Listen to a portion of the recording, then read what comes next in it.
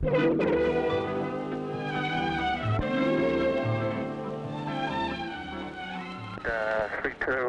presently passing 70 for 3000. Air control gives clearance to a Viscount, about to touch down after a flight from London. But it could equally well be from Manchester or Liverpool, Birmingham, Newcastle, Dublin, Belfast, or several other airports. For during the summer, this is one of the busiest air terminals in Britain, handling hundreds of thousands of passengers.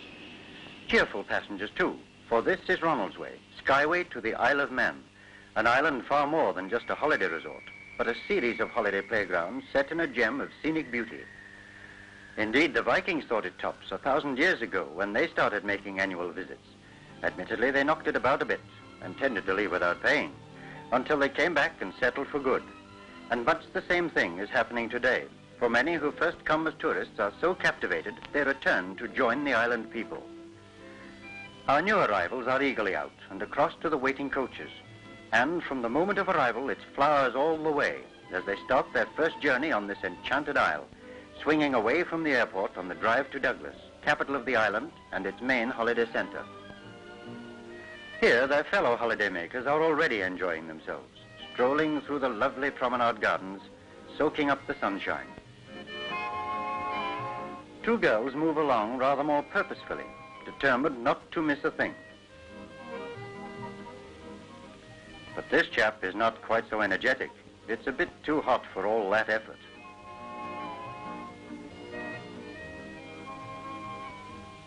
Some of his friends have decided to relax in Villa Marina Gardens, listening to the bands and entertainers, or just thoroughly enjoying themselves doing nothing in particular.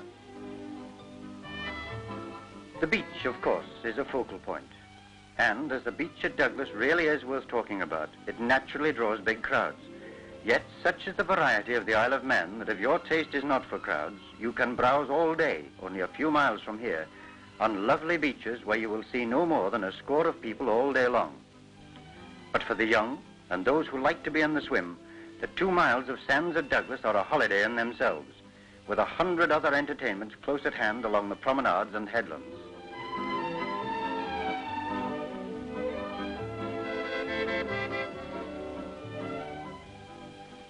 And it's on the promenade, where the Manx three-legged symbol flowers in front of the sea terminal, and where the holiday cameras are busy storing happy memories, that we meet a famous Douglas character.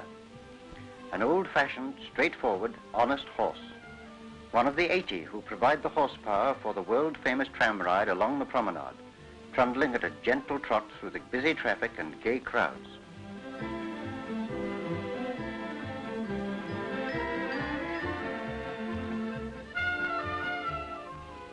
The horse trams are the delight of tourists, and the way in which modern traffic flows along with them is itself an illustration of the variety of the Isle of Man. For the Manx discovered how to marry the old with the new, and provide holiday harmony for all ages and tastes. The horse cars provide transport with a difference, of course, but in the Isle of Man they are far from alone in this. There are, of course, modern coaches, waiting to take visitors to all parts of the island, for there is much to see. The new car ferries, too, make it easy for the many who bring their own cars, while others prefer to use the fleets of hire cars. But in the realm of transport, as in so many other ways, the Isle of Man provides the unusual. For instance, a unique Victorian railway. Here, a pretty ticket collector in Victorian costume takes your ticket.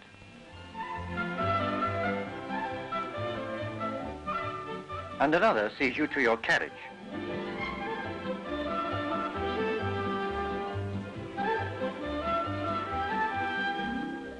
Then, with a wave from the engine driver, the quaint, narrow-gauge train pulls out of Douglas Station, traveling south.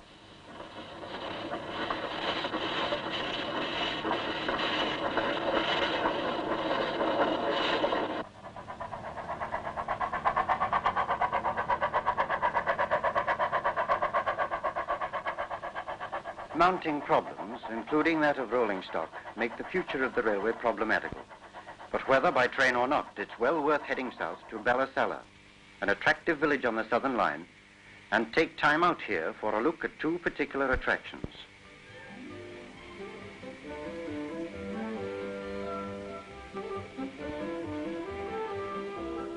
First is Silverdale, one of the many Manx National Glens, with yet another unusual method of going places, but this time without going anywhere at all except round in circles.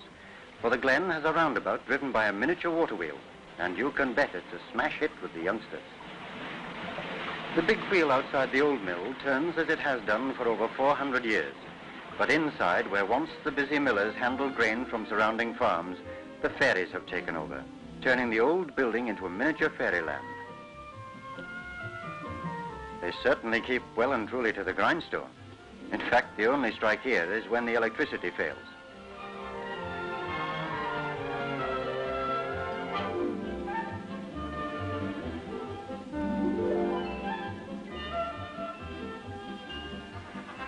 This one's checking the overdraft to see if they can afford a rest, for even the ferries have to have a holiday. And this chap has decided it's time to relax. He's not alone either, for only a few hundred yards away at Rushen Abbey, much the same thing is going on in the warm glow of summer sunshine. The grounds of this once powerful abbey are now famous for their magnificent flower gardens, where you can stroll at your leisure, or if you're in a gay mood, join in open-air dancing to the resident band.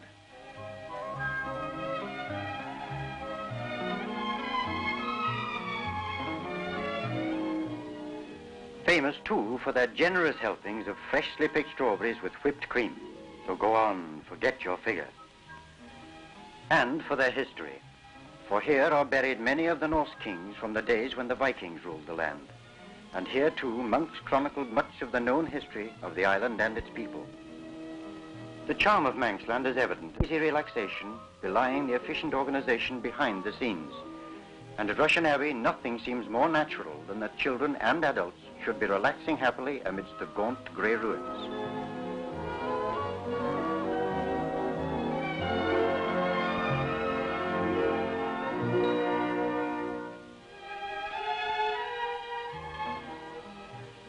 Two miles further south, in the old island capital of Castletown, more grey battlements dominate the skyline, but this time no ruin, for this is one of the finest medieval fortresses in Britain, Castle Rushen. Here, Robert the Bruce conquered in the 14th century, and 250 years later, the Countess of Derby defied Cromwell's troops in the Civil War.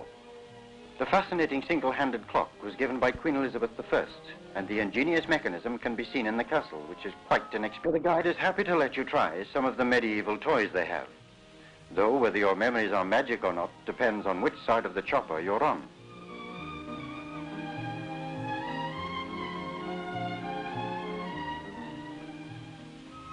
But don't worry, they'll let you out in time to join the guide, or go your own way if you prefer, from deep dungeons to the top battlements with their splendid views over the old town and across the south of the island.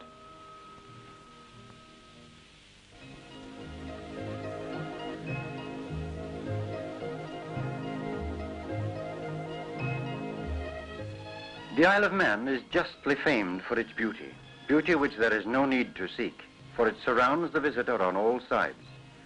Whether up in the hills, enjoying the sweeping landscapes with their infinite variety of color and pattern, and glowing with heather, gorse, and wild fuchsia, or strolling through one of the many lovely glens,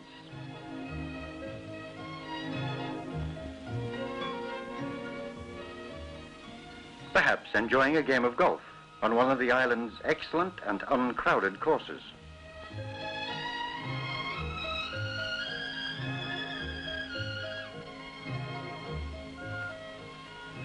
Or exploring quiet byways. The almost magical charm of this island is ever present. And never far away is the sea, for it is an island of bays and beaches, with few more lovely than those at Port St. Mary and Port Erin. These are twin resorts at the island's southern tip, much prized by those who prefer the quieter holiday, for their appeal is very much different from the exuberance of Douglas. Port St. Mary is rapidly growing in popularity as a yachting haven, and is visited by hundreds of yachts from Britain and Ireland every year, for the bay and harbour facilities here are ideal for this growing sport, while the yachts themselves seem to fascinate the less seaworthy tourist.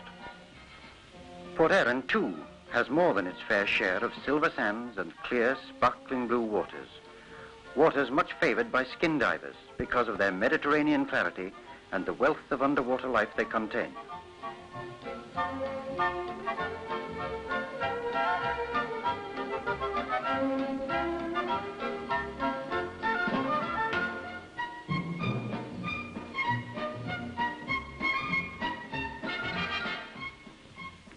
As always, where there are safe bays and beaches, the small boats are much in evidence. And it's here, where the small ships ply at Port Erin, that we meet yet another form of island transport. This time, a short sea trip to the Calf of Man, a small island lying off the south of the Isle of Man itself. So let's waste no time in getting aboard, for only limited numbers can make this trip at any one time, and it's not to be missed. Once away from the jetty, the boat swings gently out across the bay, past rock and cliff, and 20 minutes later slides deftly into a tiny harbor on the Calf of Man. The Calf of Man is a bird sanctuary, watched over by 2 wardens, expert ornithologists in their own right, who track and record the bewildering variety of native and migrant birds using the safety of the Calf. Stop a while and gaze back over the magnificent seascapes along the west of the Isle of Man before starting the short walk across the island, for there are no vehicles here, to its farthest point. And a glorious walk it is, through heather and gorse, fern and flower.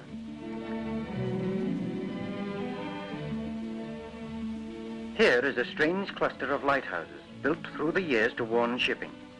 Ruins of 2 old lights stand solidly yet, looking over the sea to Chicken's Rock Lighthouse, which was damaged by fire some years ago and has now been replaced by one of the most modern lights in the British Isles, a light visible more than 23 miles out to sea and used as a navigation mark by air as well as sea traffic.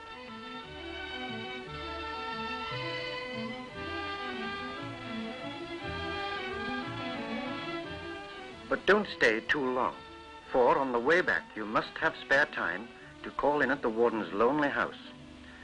For, as well as looking after the wildlife and the bird life of the Calf of Man, part of their duty is to operate one of Britain's most remote post offices, a sea mail service with its own special stamps and franking. Here you can chat to the wardens, get information about the Calf, or make your friends envious by sending them a postcard from way off the beaten track.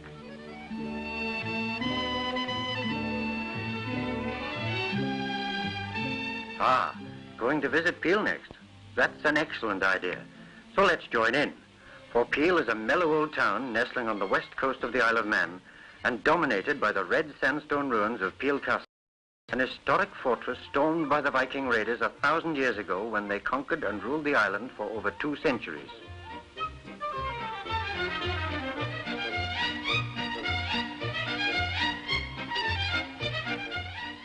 Peel has long been the base of the Manx fishing industry too, and though the fishing fleet no longer musters the hundreds of ships it once did, fishing remains one of the town's great attractions.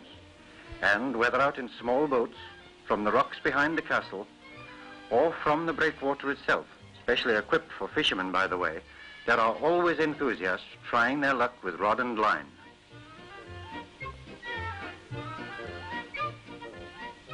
Up she comes, and down she goes into the new swim pool. This recently built pool is an ever-popular spot with sunbathers, for it lies in a natural sun trap facing the castle across the bay. And for those who like to go as far as getting wet, its heated waters make life very, very pleasant too.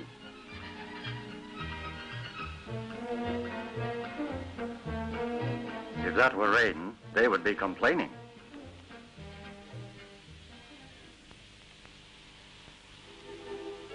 Back in Douglas, the holiday scene unfolds, gay and colourful as ever, with the carefree thousands enjoying themselves in whatever fashion they find best.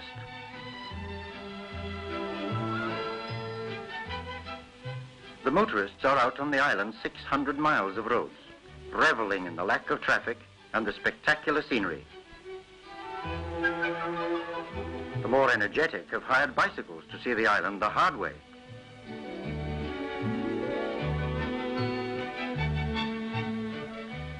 While the more adventurous have taken to the hills above Baldwin, on the outskirts of Douglas, on a pony trekking expedition. Yet another variation on the theme of transport in the Isle of Man. You don't have to be an expert either, for it's a fact that most of the trekkers have never sat on a horse before, yet find this exhilarating fun, over tracks and paths that few, including the islanders themselves, would ever otherwise see.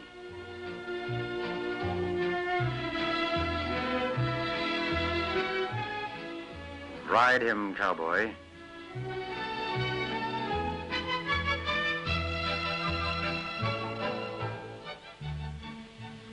But let's leave them enjoying their pony trekking for the moment and have a look back at Douglas Beach.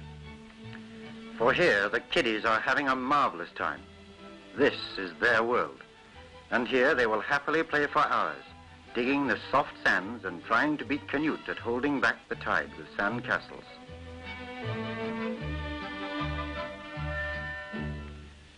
Castles down and castles up. For here at Derby Castle, once the site of a famous variety theatre at the north end of Douglas Promenade, is taking shape one of the most exciting holiday projects in the world. A complete complex of entertainment under cover to keep Douglas ahead in the holiday field, whatever the weather might do. The first part of this futuristic £2 million scheme, the swimming pool, is near completion. Skilled engineers have shaped and bolted the cliff face, for much use is to be made of natural settings, and the imaginative architectural ideas have set difficult engineering problems. Entrance to the complex will be across a modern concrete flyover from the promenade, and going from the reality to this detailed model shows us what is to come. There will be spacious car parks, verandas, and terraces of entertainment surrounding the center itself.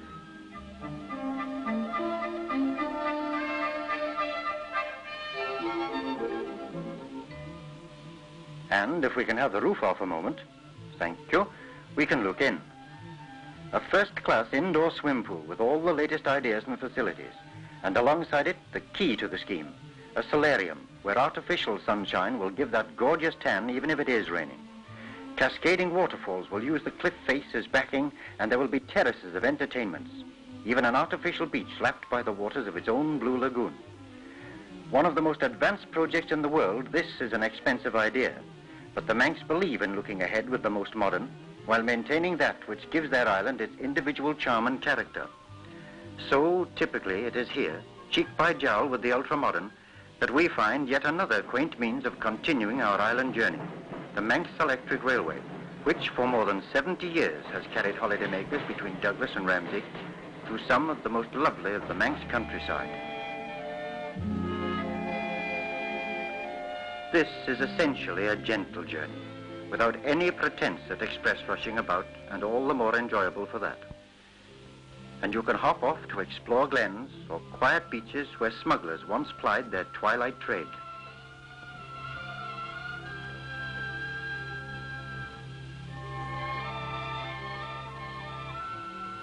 And don't forget to step off at Laxey and change to one of the Snaefell mountain cars for a trip up the island's only mountain, a trip taken by over 50,000 visitors every year.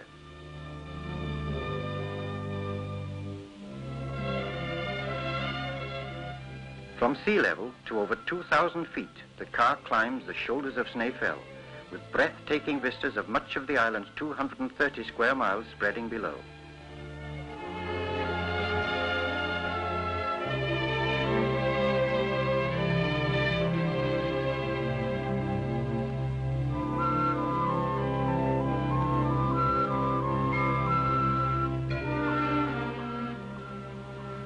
Once at the top, you can enjoy a meal, a snack, or a drink in the mountain hotel. But most take some time to get that far, for they are immediately captivated by the marvelous scenery, looking down across hill and valley out to the sea, where cars look like toys on the mountain road.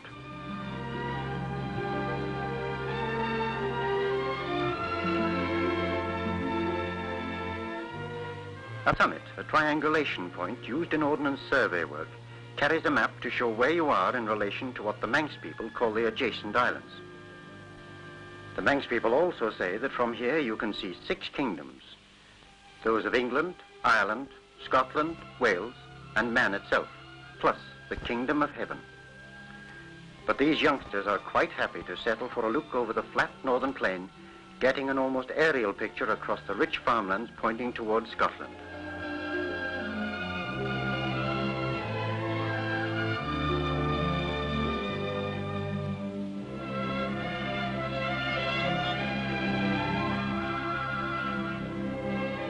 From here, all roads northward, including this part of the famous TT course, lead to Ramsey, yet another island holiday resort and queen of the northern plain, where the splendid Murak Park draws tourists with its fine lake and semi-tropical settings of palm trees and exotic flowers.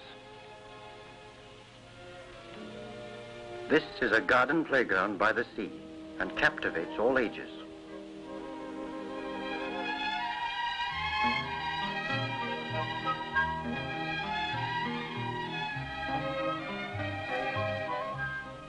For children, it is a never-ending delight, allowing their high-spirited happiness free rein and 101 things for them to do.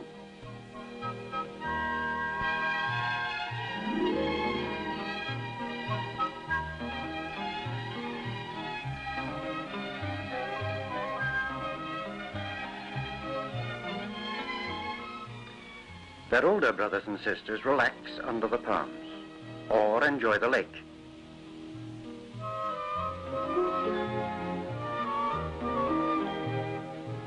And what indeed more pleasant than the chuckle of water as the sail swings gently in the breeze?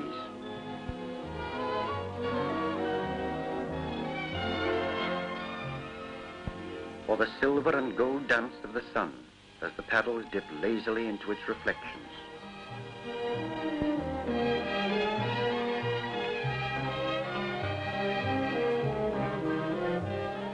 A few miles from Ramsey, at the foot of the northern hills, are more reflections, but this time of the flamingos at the Wildlife Park, a newcomer in the increasing chain of island attractions.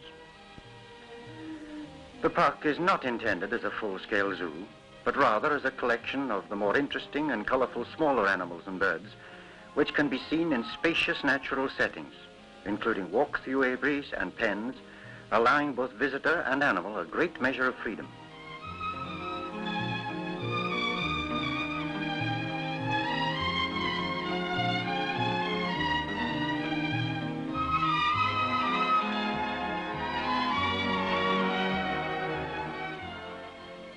Deer and llama, monkey, sea lions, pumas, the lively wallaby contrasting with the statuesque penguins, and scores too of exotic and beautiful birds providing fascinating hours. A colorful wildlife cabaret from the parrots. And speaking of cabaret, the parrots have got competition. For as well as wildlife cabaret, there's a colorful nightlife cabaret from birds of a very different feather as Douglas swings into its gay and lively entertainment after dark, and the theaters and dance halls come alive.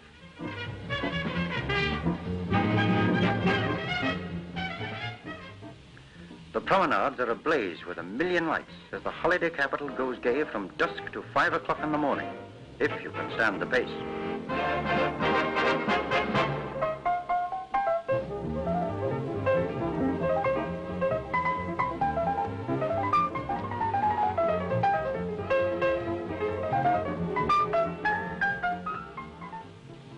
A recent addition to the merry whirl is the casino, giving a continental thrill with the spin of the roulette wheels, which somehow always seem to bestow their charms far more on the novices than on the expert.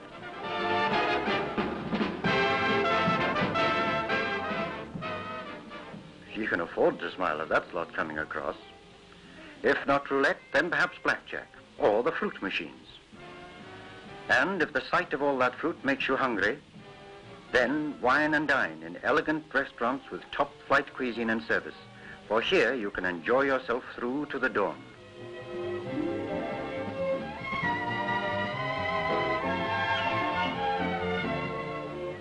Refreshed and ready, then the town is yours, with shows, dances, laughter and glamour through the midnight hours, until, with the sun rising again on the bay, it's time to say goodnight and goodbye. For holidays, too, must end, yet not entirely, for like all the pleasant things of life, they live long and happily in memory and photograph. So it is that as the ships and planes swing out across the Irish Sea, they take with them an invisible cargo. They take something of the scenes and sounds, the quiet loveliness and the gay excitement of an island in the sun. An appreciation, too, of the natural courtesy and hospitality of the Manx people. and the infinite variety and charm of an island which needs far more than one visit to know it and to enjoy it to the full. They take with them 1,000,000 magic memories.